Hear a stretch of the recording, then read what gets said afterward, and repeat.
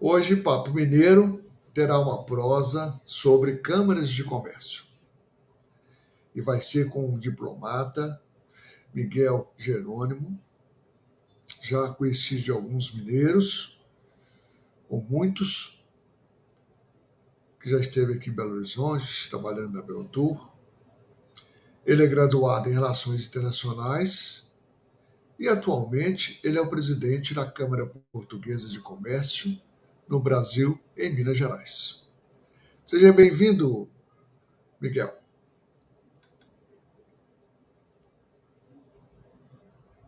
É sempre um prazer podermos bater um papo, né? Ainda ao encontro Sempre. desse papo mineiro. Isso, muito Bom, bom. Ah, falando um pouquinho sobre mim, eu nasci em Moçambique, um território de Portugal, e que se tornou independente em 1974, mas como eu sou um pouquinho anterior, já de barba branca, nasci, sou português de cidadania, também sou americano, uma vez que eu vivi 30 anos em Nova Iorque, mas eu nasci efetivamente na cidade da Beira, em Moçambique, e mais tarde os meus pais foram para a África do Sul, onde eu vivi até aos 17 anos. A partir daí foram para Lisboa, voltaram a Portugal, e eu fui junto, claro, eu tinha 17 anos na altura, e ingressei na Universidade do Minho, para me formar em Relações Internacionais, como disse. Ora bem, isto foi nessa altura era um curso de 5 anos, porque eram 3 de equivalente ao bacharelado e mais 2 de mestrado.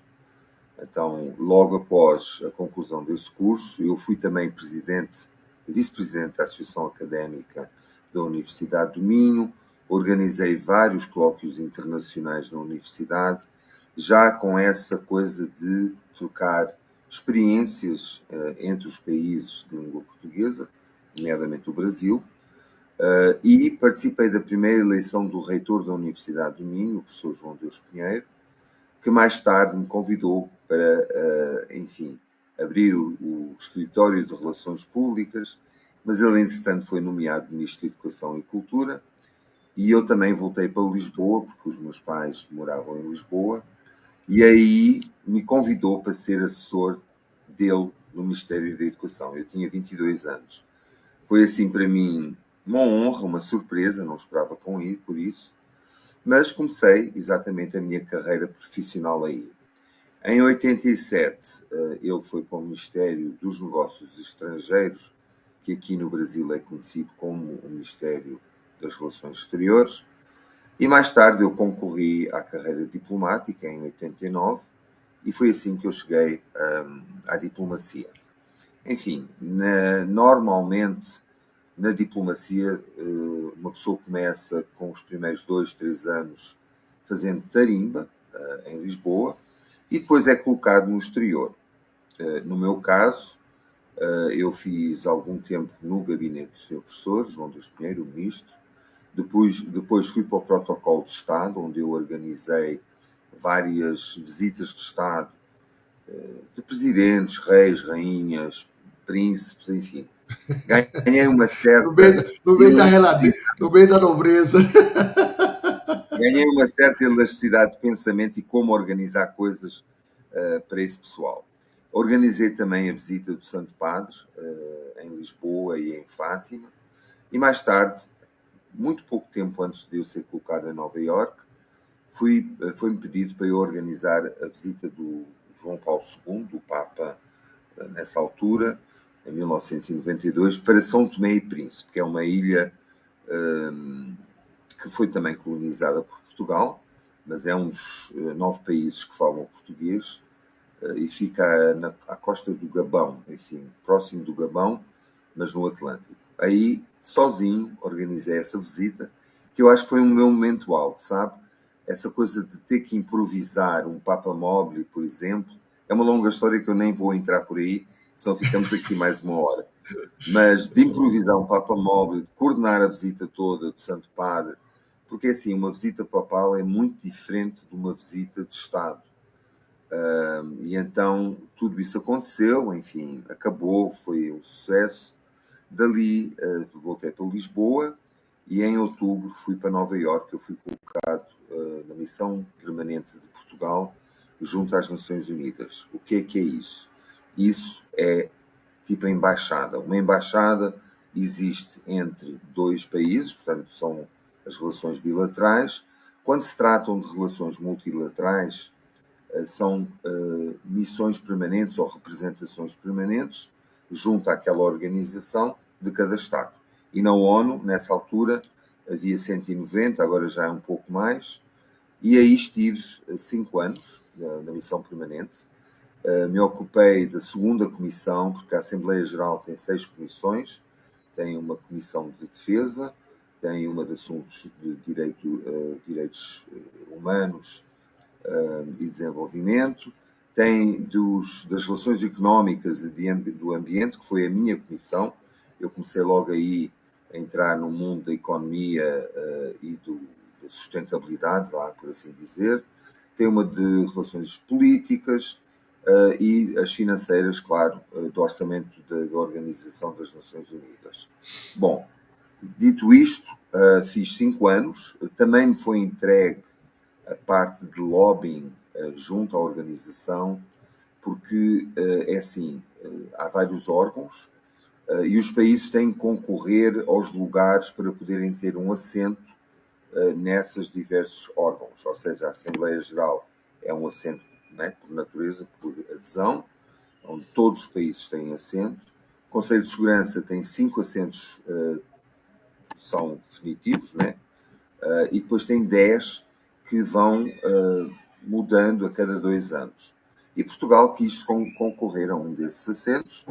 Nós somos um país pequeno e concorria nessa altura, em 1996, para o mandato de 98-2000. Portanto, é sempre com uma certa antecedência que se concorre a esses lugares. E dentro dos grupos políticos, né, África, Ásia, Europa e por aí fora, e o da Europa era o Western European and Other Group States, portanto, inclui a Austrália, países assim, né? Porque eles pertencem ao Commonwealth. Bom, nesse ano concorria Suécia, Austrália e Portugal. E como dizem os bons velhos, dizem, ai, coitadinho de Portugal, não vai ganhar. Bom, e eu comprometi-me a fazer uma campanha, fiz, inclusive criei toda uma como é que é dizer, uma plateia, uma parte onde nós pudéssemos fazer o lobbying, e as Nações Unidas têm um restaurante onde só vão os delegados, portanto, às Nações Unidas, os chefes de Estado, assim, pessoas, não vai qualquer pessoa. E eu organizei um festival de gastronomia portuguesa durante um mês, que foi realmente o palco que o meu embaixador nessa altura teve para convidar, né, os seus colegas, enfim, organizações, e fazer a campanha. Acontece que quem ganhou? Suécia e Portugal. Ganharam os 2 lugares do grupo para o Conselho de Segurança 98-2000. A Austrália saiu na imprensa no dia seguinte, porque Portugal fez correr o vinho do Porto pela sala e só assim é que eles ganharam. Enfim, bom, foi também outra grande marca assim da minha carreira em Nova Iorque. Depois fui convidado para trabalhar no PNUD, que é o Programa das Nações Unidas para o Desenvolvimento. Aí eu era o representante e era o coordenador de fundos da União Europeia, portanto, o grupo da DOR, para projetos de infraestrutura em África e na América Latina. Projetos de infraestrutura, construção de escolas, de hospitais, estradas, enfim, apoio à comunidade, né, às comunidades locais. E fiz isso durante 4 anos, 5 até. Quando chegou ao fim, eu tinha o meu contrato, era daqueles que era de duração limitada. Nessa altura eu teria que esperar 6 meses para voltar. E o governo do Brasil, portanto a Embratur, convidou-me para abrir o escritório brasileiro de turismo em Nova Iorque. E foi o que aconteceu. Eu não era o diretor nessa altura, fui assessor da pessoa que veio, abri o escritório e nós cobríamos os Estados Unidos por inteiro e o Canadá, ou seja, toda a América do Norte. Isso foi em 2004.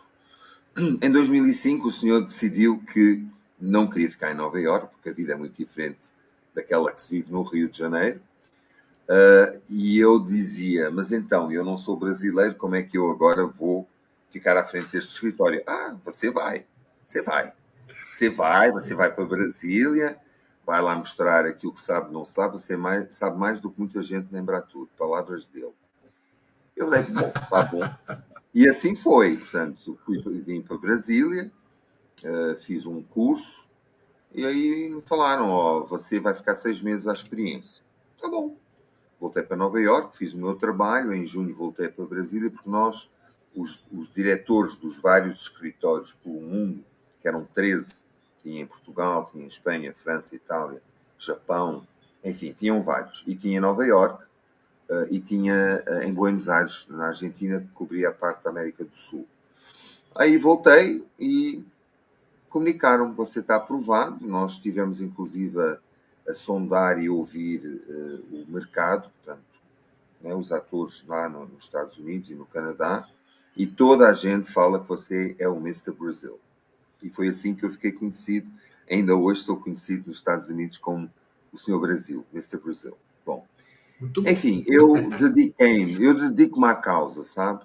Eu acho que a pessoa, isso aprendi muito na minha carreira diplomática, a pessoa tem que ter uma elasticidade de pensamento e ver o que é preciso. E com os seus conhecimentos, abrindo portas, conversando. A primeira coisa que eu sempre fiz foi em todo o território norte-americano e no Canadá, estabelecer uma relação de parceria com os consulados e com a embaixada, porque eu entendo que eram eles que representavam o Brasil, né, como governo, enfim. E nós, da Embratur, fazíamos o que podíamos para atrair turismo para o Brasil. Inclusive, no turismo, e quando se fala em turismo, eu vejo sempre da seguinte forma: há o turismo de lazer, óbvio que nós fazemos toda a campanha, trabalhamos com operadores de turismo, com agentes de viagem, mas também há o turismo de incentivo e negócios, que se prende ao setor MICE, como a gente lhe chama, que é Meetings, Incentives, Conventions and Exhibitions.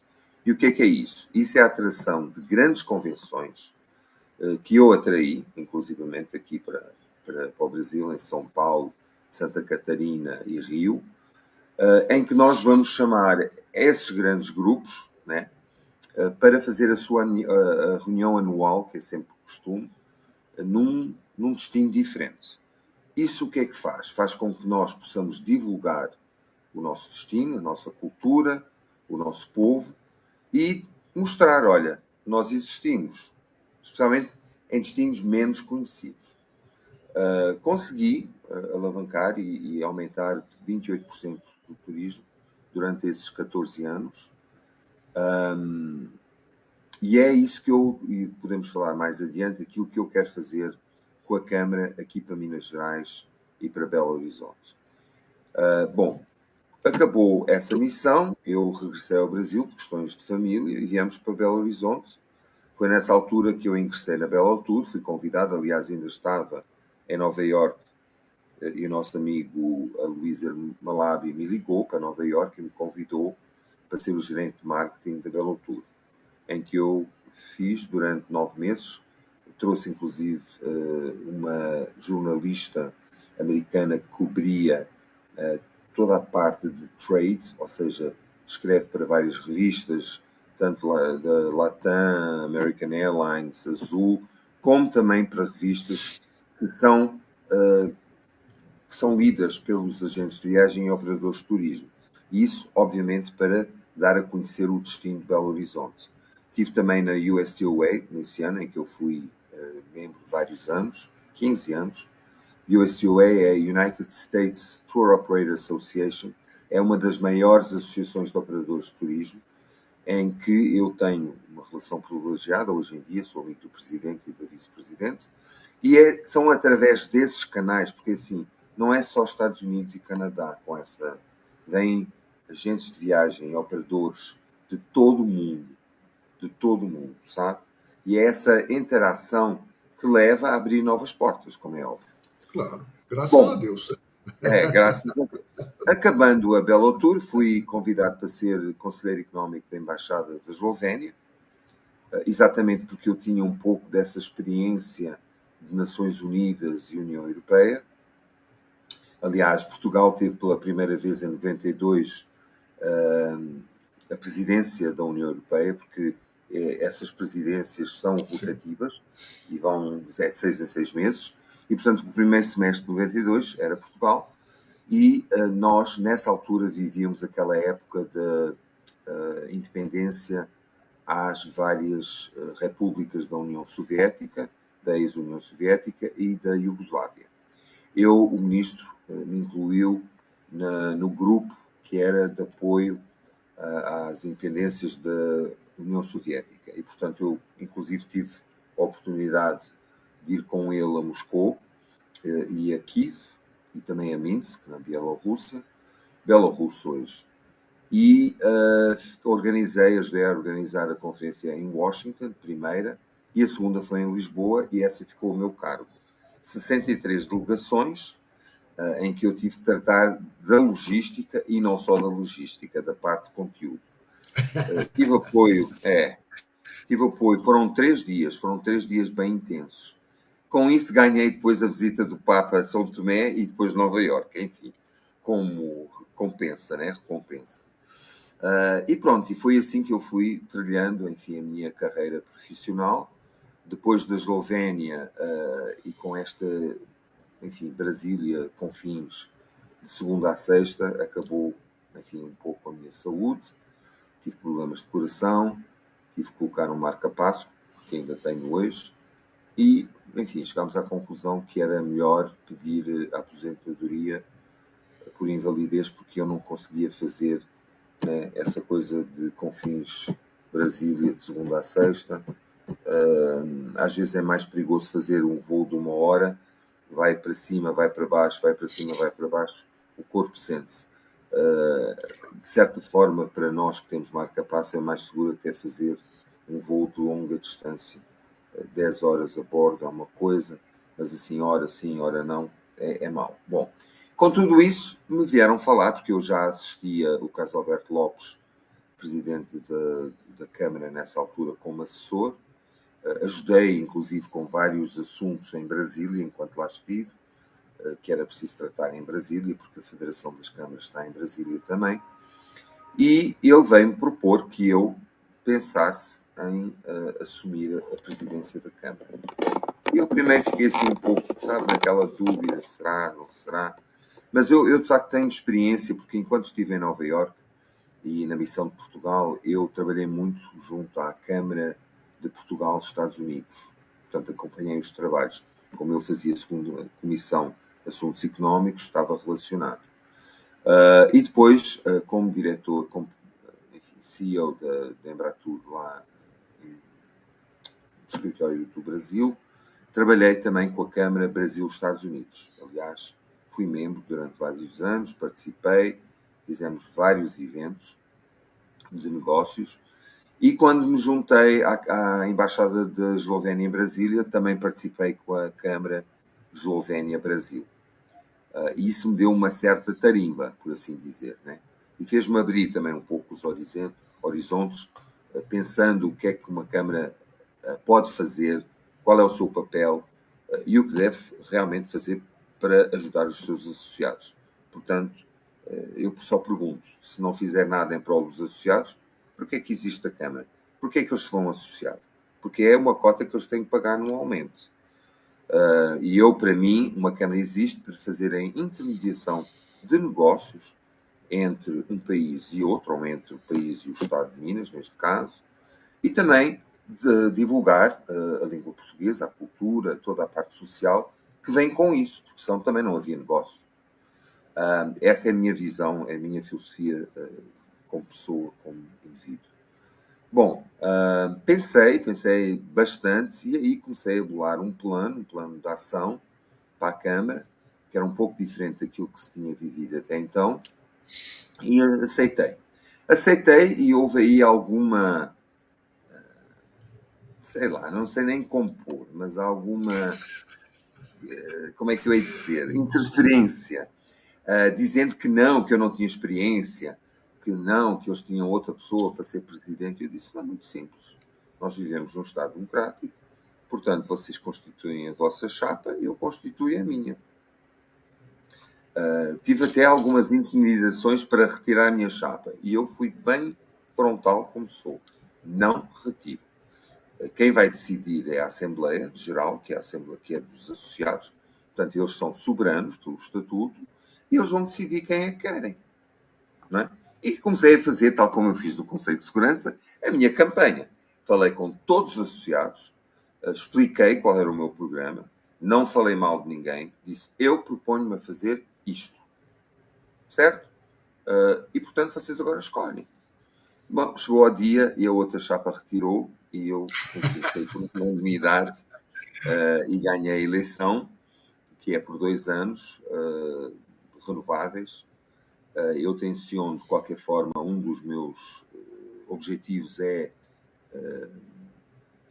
renovar o estatuto. O estatuto está um pouco, sabe, demodé já, não tem muito a ver, e nós temos que renovar esse estatuto, assim como a Federação das Câmaras Portuguesas do Brasil, que tem 21 câmaras neste momento, também está a fazê-lo. Portanto, os estatutos são válidos até dizerem alguma coisa. A partir do momento em que nós já evoluímos para outra fase na vida, a coisa tem que ser reformulada e pensada e repensada.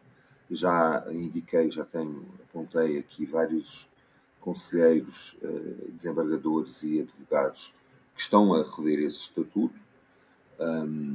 Alguma coisa irá mudar, nomeadamente eu acho que o prazo para a pessoa poder exercer o seu mandato, 2 anos são muito poucos. Eu acho que 3 anos é o suficiente. E depois quem quiser renovar mais 3, fica 6, ótimo. Mas mais do que isso, acho que depois tem que vir outra pessoa, obrigatoriamente. É bom outro olhar, né, Gerônimo? É porque é assim. É isso sim, porque né? Porque em senão tempo fica sob uma linha de pensamento, fica né? 12 Tem que anos, mudar não um faz pouco. nada. Fica naquela mesmice, entendeu? Portanto, eu proponho fazer isso. Ótimo. A Câmara não sou eu, a Câmara são todos os associados, é a minha diretoria, e eu tenho a honra e o prazer de poder tentar ajudar e agregar com os meus conhecimentos, com as pessoas que eu conheço, construindo pontes e abrindo portas. É para isso que a Câmara existe. Bom, então chegamos aí já à minha presidência. O que é que eu pensei? Eu, com a minha gestão, constituí alguns comitês. Há o Comitê de Relações Institucionais e Governamentais, que são imprescindíveis. Nós não vivemos sem colaborar com o governo estadual. Há o Comitê Jurídico, há o Comitê de Eventos, Turismo. Turismo, pela primeira vez, eu estou a trabalhar o turismo. Há o Comitê da Sustentabilidade, e por isso tivemos a Conferência de Sustentabilidade do ano passado, e este ano iremos premiar 4 projetos inovadores na área de sustentabilidade, economia circular e ambiente, e será a 7 de outubro. Neste momento decorrem ainda as candidaturas, portanto, qualquer pessoa jurídica, empresa, cidade inteligente, universidade, centro de pesquisa, startup, podem concorrer com um projeto. E as categorias é o ESG, que é Environment Social Governance, ou seja, Ambiente Social Governança. Haveria um 4º prémio, que é aquele que é o maior, que é o Master. O Master é um projeto que se evidencie nas 3 áreas. Entendeu? Então, e com esse projeto todos vão receber um Oscarzinho, que vai estar a ser feito por um escultor português, enfim, referente também à sustentabilidade, ao mundo em que vivemos. Vão receber essa estatuetazinha, vão receber um certificado, e o Master, a minha intenção, e dependendo dos patrocínios que já pedi, é oferecer uma estadia, se for, porque isto é o Prémio Internacional de Sustentabilidade Brasil-Portugal, ou seja, corpo de jurados são 4 do Brasil, 4 de Portugal. Os projetos vêm do Brasil, não só Minas Gerais, embora a autoria seja da Câmara de Minas Gerais, mas do Brasil e de Portugal. Se for alguém de Portugal que ganhe esse prémio, estará 8 dias conosco aqui, né, em reuniões com uma instituição irmã, e se for do Brasil, irá para Portugal e será a mesma coisa. Portanto, eu queria oferecer passagem a 2 pessoas, estaria durante uma semana, e ter esse approach, né, de haver uma conexão, de troca de experiências entre essas instituições, que eu acho que merece a pena. Assim é que nós... Eu acho que, sabe, Hernani, aquilo que tem faltado nestes últimos anos é comunicação. As pessoas não comunicam, as pessoas não sabem, as pessoas supõem. E eu não gosto de supor nada, né? Eu gosto de... Se eu não souber, eu gosto de aprender. É porque eu acho que nós aprendemos até morrer. Muito embora eu tenha esta experiência toda e acho que posso dizer que tenho uma carreira maravilhosa, que tive uma carreira maravilhosa, aprendi com muita gente e continuo a aprender. E as pessoas não me deixam surpreender, mas enfim. Mas eu acho que é isso, tem que haver essa interação, sabe? Esse intercâmbio. Sempre, né? Há outro comitê que eu não falei, que é o de Quando a gente educação. está ensinando, a gente. Quando a gente está ensinando, a gente está. Estou ouvindo mal. Cortou. Né? Agora ouvi. Deu um pico aí? Deu um pico aí. Ô, Miguel, eu queria assim que você, né? Nosso tempo está terminando. Queria também que você, então, desse assim deixasse uma mensagem para as pessoas que queiram ser diplomatas, para as pessoas que querem entrar nesse ramo, né? Porque para mim uma Câmara de Comércio é muito importante, né? Para aquele local, né? Localmente é muito importante. Você está fazendo um excelente trabalho e isso que é importante e isso que vai valorizar mais para você ter outras experiências mais no futuro, não agora. Eu espero que agora que você cuide de Minas Gerais e de Belo Horizonte. E queria que você Com muito deixasse uma prazer. mensagem então para aqueles que almejam A, ter uma experiência como a sua. a minha mensagem é de incentivo para todas as pessoas, todos os jovens, e mesmo os que se consideram menos jovens, de ingressar na carreira diplomática, de estudarem e irem para o Instituto Rio Branco aqui no Brasil, porque são do Brasil, ou se estiverem em Portugal, na escola de diplomacia lá, e realmente pensar que a diplomacia não só são luvas de alpaca e passou bem, não é nada disso.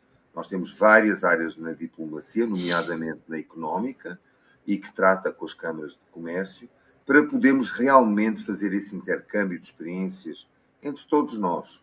Todos somos humanos, vivemos experiências diferentes, mas com isso eu acho que nós conseguimos construir um mundo melhor, seja em que área for. Isso mesmo. Muito bom. É isso. Né? É isso. Obrigado, viu? Muito Obrigado. obrigado, É bom Hernani. Foi conhecer um sua prazer. experiência. Né? Eu Muito já, obrigado. eu já conheci sua experiência e fiquei mais encantado ainda com essa questão, porque é uma pessoa preparada. Então, quando a pessoa está preparada, ela consegue realizar aquilo que almeja. Muito obrigado, Não, viu? com Pela certeza. É um presença, prazer poder agregar. pelo tempo. Obrigado. Muito obrigado. Bom dia. Um grande Obrigado. abraço, querido. Grande abraço. Tivemos aí uma aula, né? Uma aula diplomata do amigo, posso dizer assim, Miguel Jerônimo. Então, isso é muito importante para a pessoa preparada. Se preparem, ensinem, leem, né? Viajem. Então, isso tudo é um preparo para que a gente tenha esse conhecimento de um mundo, né? Que possa viver em paz. Até o próximo Papo Mineiro. Forte abraço.